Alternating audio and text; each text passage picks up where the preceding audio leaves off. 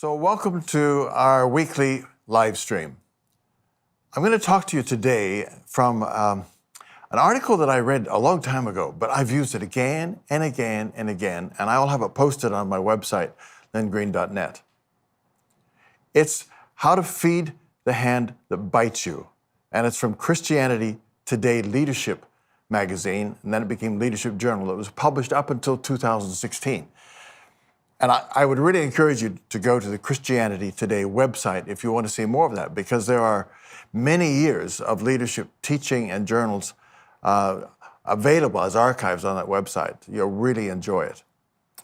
I will be posting the article that I'm speaking from or about on my website, lynngreen.net. But I want to remind you, all this is available as a podcast on Spotify. It's available in video form on a number of platforms, YWAM TV, the Harpenden Facebook website, and, of course, my own website. So there's just a variety of ways where you can get this material. But as always, it's my opinion, and this is not official YWAM teaching, but it's really, really helpful for everybody. Some of it is kind of leadership slanted, and other bits of it are, well, all the general subject is for everybody. So reading this reminded me of some things that happened some time ago. In the early days of building YWAM England, the work had grown really fast. We had a couple of manor houses in the country, that one we rented, and God miraculously enabled us to buy Homestead Manor as another one. Work was going well, and we figured there were some weaknesses. By we, I mean Barry and Kay and Marty and I. We were kind of leading together. And we thought, it'd be good to have a consultant in. And who better than to have Floyd McClung in? Because Floyd McClung was a really good friend at the time, and we have mourned his death, which happened recently. And more will be said in tribute to Floyd within YWAM in the months to come. What an outstanding guy he was. Fantastic. We thought, he's such a good leader. Let's have him come and talk to us. And then he can survey all of our staff, and he can tell us if there's anything that we can do better. And actually, I think Barry and I thought things were going well enough that there wouldn't be any major criticisms at all.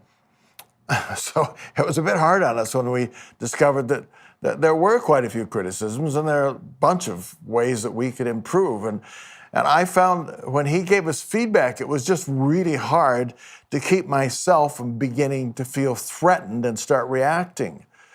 But because he was Floyd, and because I think everything that had been said to him was said in good faith, I overcame my reaction of self-defense and self-justification and explanation of why that criticism was wrong, and gained a lot from it. And as a result of that, I thought, I think I regularly need to have people with more leadership experience, more expertise than I have come and help us. And so not too long after that, I had a psychologist come and help us, and he was a very good team-building psychologist. And he stayed with us for like a week, and we had all of our leadership in England on a retreat with him, and he worked with us and asked us questions and all. And between sessions toward the end, he wanted to give me feedback, and we sat down, and he said, "Lynn, you're dominating the group." I said, "What? I'm not dominating the group." And he said, "Well, I've been doing a spider graph here." And he said, every time you speak to the group, there's some arrows, and every time you speak to an individual, there are arrows. And then when they speak to you, there are arrows, and there are also arrows when they speak to one another. And basically, about 90% of the arrows are from you to them and them to you. You're dominating the group. Oh, so I had to admit that it was factual. There we are. And as I thought about it further, I thought, no, that's because I think I'm the most experienced person in the room, because I founded this thing, and therefore I know best. And I'm really stunting the benefits of a good team. hard lesson. Then he helped me to work out how to make more room for people, both in the meetings and outside the meetings, how to recognize the different gifts and abilities. We did some psychometrics, I think it was DISC at the time, and that was really helpful. I began to see the great benefit of having people with different personalities than me, different temperaments than me, and their contributions, because they would see things through different eyes, different filters, different values, a different hierarchy of values. And that began to help us to turn a corner, to develop teams that were really, really fruitful. So there are a couple of examples where I had a critic or critics and was able to receive it. But I could receive the criticism because, or at least partly because, the people giving it to me had more expertise or were more senior than I was. And I think most of us find it easier to get advice from experts, people who we perceive as knowing more than we know about the subject at hand, or people who are much more experienced. They're our superiors in a sense, spiritually, socially, leadership-wise. But how do we do when our critics are people who are not as experienced? How do we do when the critics are people whom we are leading? And that's what I want to really encourage us to do. And I'm doing this partly because here at Highfield Oval just now, we are in a time of change. Some of our leaders have finished the call that they had here, the period of time they felt they were supposed to be here.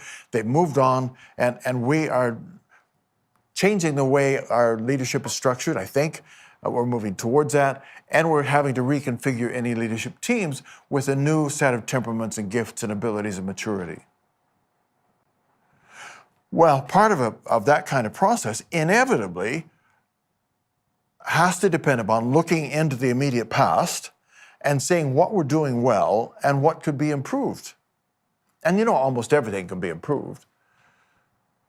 But that process of looking at how we've been doing over the last few years is a threatening process because it invites criticism. It invites us to look at what we're doing and say, how's it going? And I think that's threatening to virtually everybody. So part of why I'm doing this, a big part of why I'm doing this, is to help us, help you, to see the positive side, especially of constructive criticism, and to be able to respond to that positively and to encourage it. So again, I owe a lot to this article, which I will put up on my website. And Fred Smith, who wrote it, don't know how long ago, you can find it in the archives of Christianity Today. One of the things that he speaks about early on in this article is identify your critic. Who are they, and why are they a critic? And there are different categories of critics, and it's really helpful to recognize who they are, but we have to be careful about recognizing who they are and something of their motives, because we never know people's motives completely. We do know something about people's motives because out of the heart, the mouth speaks. So you hear it, you hear tone of voice and all that, and you can know something of people's motives, but we never know it fully. So these categories of who our critics are might help us understand who's criticizing us and why. First of all, there's the person who, and I think there are more of them now than there used to be, the person who is just simply resentful of authority. And if you're in any leadership, you know that a certain number of people who come your way will be people who have had a lot more negative experience with authorities in their life than positive experiences. And so they are in a frame of mind which is self-protection and also hypercritical of anybody with authority. And learning how to work with that kind of person and to overcome their self-protection, resentment. Boy, that is an exercise in Christ-likeness. And I think that there are things contributing to why there is an increase in the number of people like that. I was just at a little football practice session yesterday with one of my grandkids. And I just noticed how the kids were responding to the coaches when they tried to sit them down midway through the practice session and give them some feedback. And I just thought, man, there is so little respect out of these kids playing football. Why is that? Well, in my opinion, part of it is the culture of football and much of the world, but that's another subject which is controversial. But I also, as I was watching yesterday and watching the coaches trying to get their attention and then hearing the kids smart aleck feedback when the coaches were talking to them, I thought, it reminded me of something I saw earlier in the week, where I walked out my door and there, just about any time during the day, there are parents with children on scooters and children on bicycles and all around Highfield Oval, because we welcome the public here. And it's our great joy to have all these visitors, hundreds and hundreds of visitors, to enjoy the peaceful atmosphere and the safety of our oval road where kids can learn to scoot and ride and so on. And there was a mother, and this is just an extreme case of what I've seen a lot of. And she was on her phone. She was reading and texting, and her little girl, something had gone wrong. She wasn't happy with her scooter. Little girl was just about 2 paces away on the road and having a temper tantrum and stomping her feet. And the mother never looked up from her phone, but just said, "You're doing really well, sweetheart. Just keep it up." She seemed not to even be aware of what her daughter was doing. And I thought, I wonder what kind of modeling that is for a child to understand what parental authority is. And if your parental authority demonstrates in different ways they just don't care about you. And I'm sure that mother cared about her child, but at that moment, she was not conveying that she cared. I wonder how that distorts the view of authority. We could say quite a lot more about that. That's a big subject. But just remember, of your critics, there will be some who've rarely had, or maybe never had, it's possible, a positive experience with authority. And so their natural posture towards anyone in leadership is to criticize. My natural response and your natural response is to bat that criticism back at them for their bad attitude. And that's probably what they've had all their lives, so it's not going to do any good at all. We need prayerful strategies to overcome the barriers that some people arrive with. But let's go on to others with whom it's a bit easier to work. Some of your critics will be people who are junior to you in whatever setting you are, but they have natural leadership gifts. As a result, they are thinking about what can be improved, and they are listening to people, and people are talking to them, people are unburdening themselves to them, and as a result of that, even if they're a relatively new person, if they have natural leadership abilities, it's an interesting thing how social hierarchies of influence emerge fairly quickly when people are working together. And when even a relatively new person is the one that people will go to say what they're thinking or to ask for help or to get advice, it's really important to identify those people and to get them on side. Not to resent them, not to try to bring them down a peg or two, but rather to begin to value what they say and to express that to them and to encourage them and to listen to them as a possible source of really valuable information.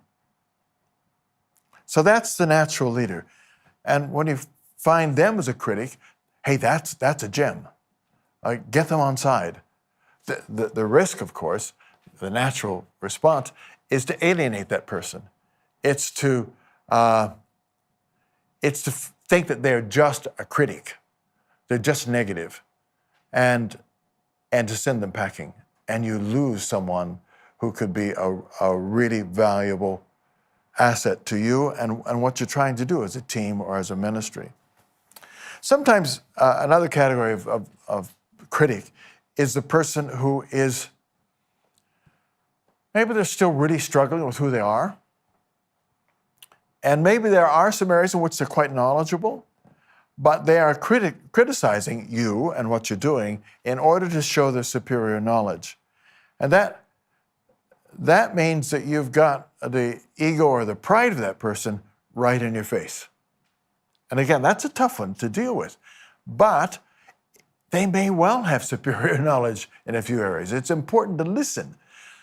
You know, one of the things that's, I don't know when I learned it, but I didn't have it at first, a very important thing to recognize is that you're not the person with the best knowledge in everything.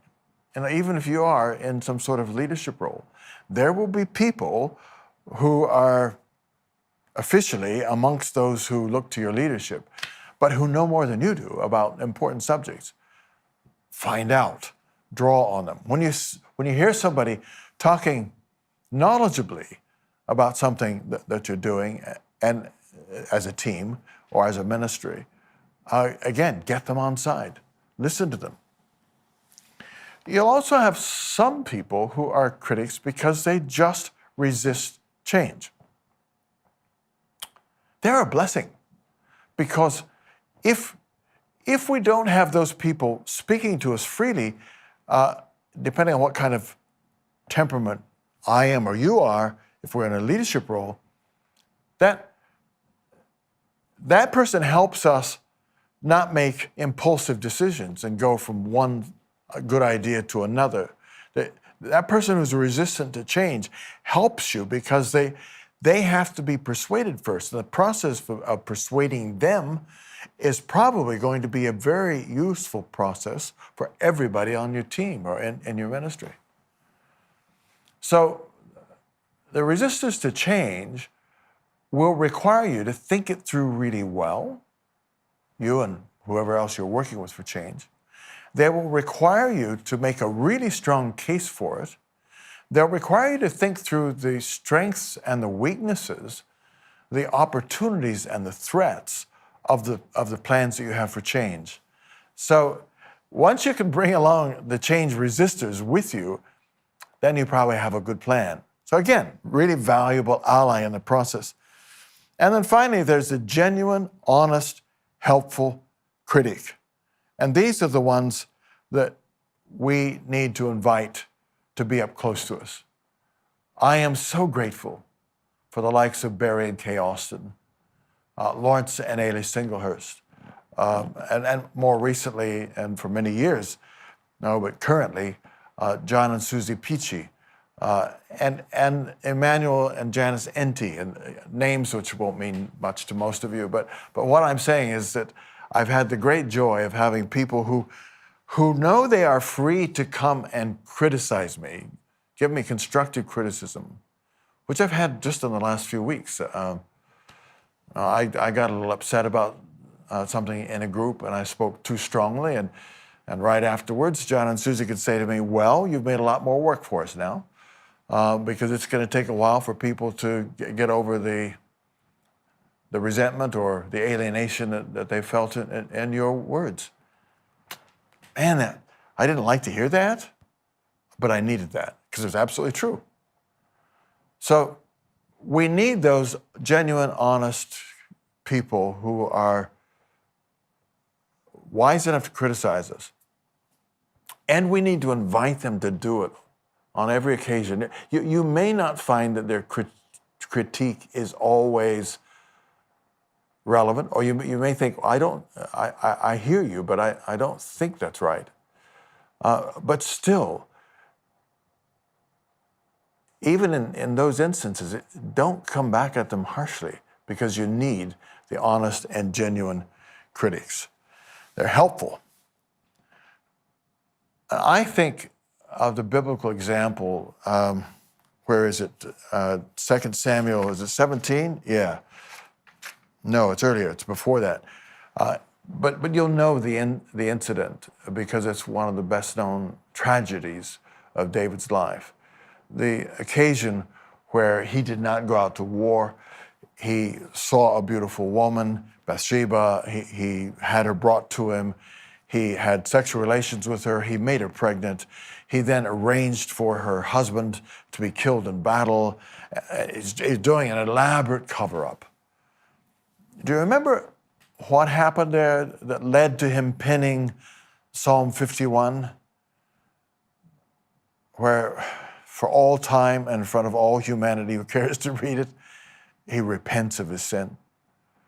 How did he come to that place of repentance, having gone to great lengths to cover it up? Well, he had a very wise, loyal, helpful critic called Nathan. Nathan was a prophet, and he was trusted as an advisor to the king. But he didn't come at him and say, "Thus says the Lord, you've sinned. I know what you've done." He came and told him a story. You know, there was a very poor man who had very few belongings, but he managed to buy a little female sheep, a little ewe. And this ewe grew up with his family and slept with his children. And this ewe was a precious part of his family. And there was also in the same town a man of great wealth who had huge flocks of sheep and herds of cattle and so on, who had a visitor come to him. And that man did not want to sacrifice or slaughter one of his own sheep. So he took by force the pet lamb that this family had, slaughtered and served it to his guests. And David was indignant and said, "Bring him here. That man should die." And then Nathan said, "You're the man. You're the man. Look at all God's given you. And he'd give you more. But you took the beloved wife of another man and then killed him." So much rode on how David would respond to that. But you see the wisdom in Nathan? You may not be in a position where you have critics because you may not be carrying much in the way of responsibility or authority, although we all have critics. But this is also a real exercise in how to wisely bring a critique, bring a constructive criticism. Think before you just bring your criticism. When we understand the value of wise criticism, and when people bringing constructive criticism do so carefully, we make constructive criticism a part of our culture, our community culture, our team culture, our school culture, whatever group we're in.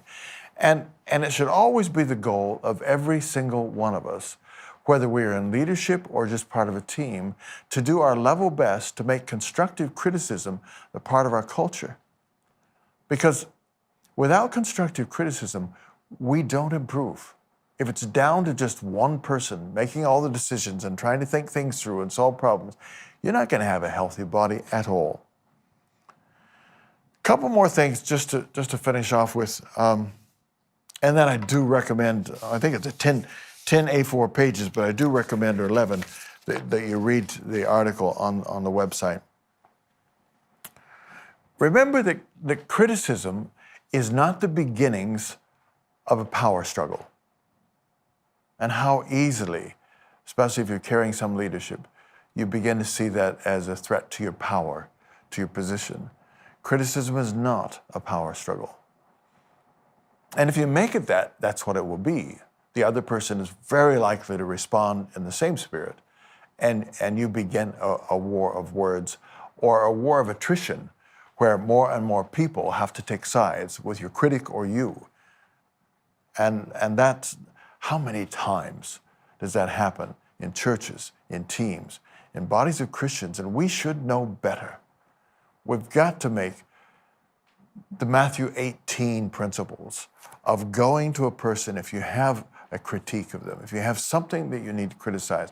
It says there, if they've sinned against you, But more than that, if they're doing something that you think is unwise, maybe towards others, how many times do we fail to do what Jesus said, and we start talking to others first, and we start bringing division? Or we go and we're not well received by the person in leadership. We feel resentful, we feel offended, and then we start gathering friendships to ourselves, supporters, and we end up dividing the church or the team or the group. So remember, even criticism that's not presented very well does not have to be a power struggle. You can diffuse it.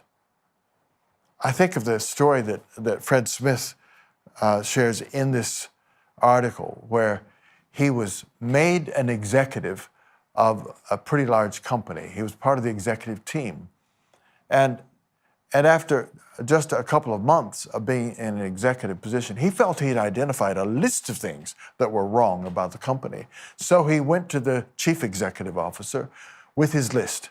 And he said, I've got these things that we really aren't doing well. And the CEO was a wise and gentle man who became Fred Smith's mentor over the years. And he said, good observations. Now, I want to give you 3 weeks for you to go away and do some studies and write up solutions to every one of the problems you've identified. Thank you for identifying the problems. Come back to me with solutions. 3 weeks. Well, Fred didn't have any solutions in 3 weeks, but his boss phoned him and said, are you ready? And over the phone, he said, I have to admit, I haven't found solutions yet. And then I think probably this man, Maxey, said something that sealed the fact that they would be mentor and mentoree for some years. He said, I welcome you to come to me when you've seen problems, but don't come until you see a solution. That's a good rule of thumb, isn't it? But Maxey demonstrated a man who did not place his identity in his performance. That's such a key thing, you know? When we are all entangled as a person with our opinions and ideas, we're very hard to bring any correction to.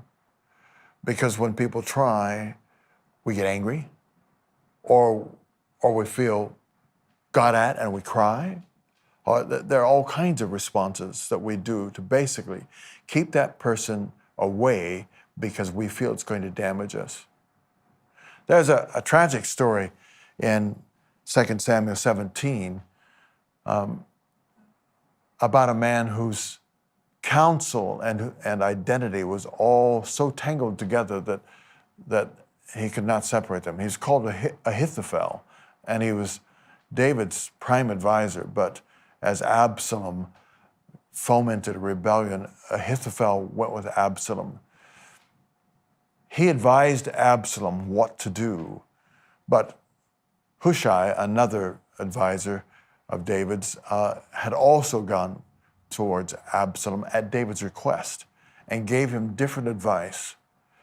And in the end, Absalom took Hushai's advice, and Ahithophel, he went home, set his house in order, and went out and hanged himself. What a tragedy. A man whose identity was so wrapped up in his counsel that he felt he could no longer live if his counsel was not taken.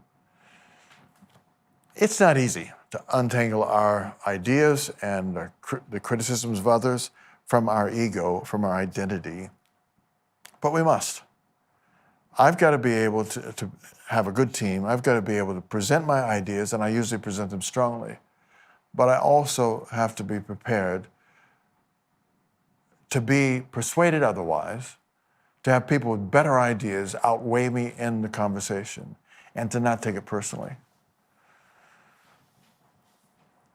If I do manage to keep my ego untangled from my ideas, then I continue to grow and I continue to learn.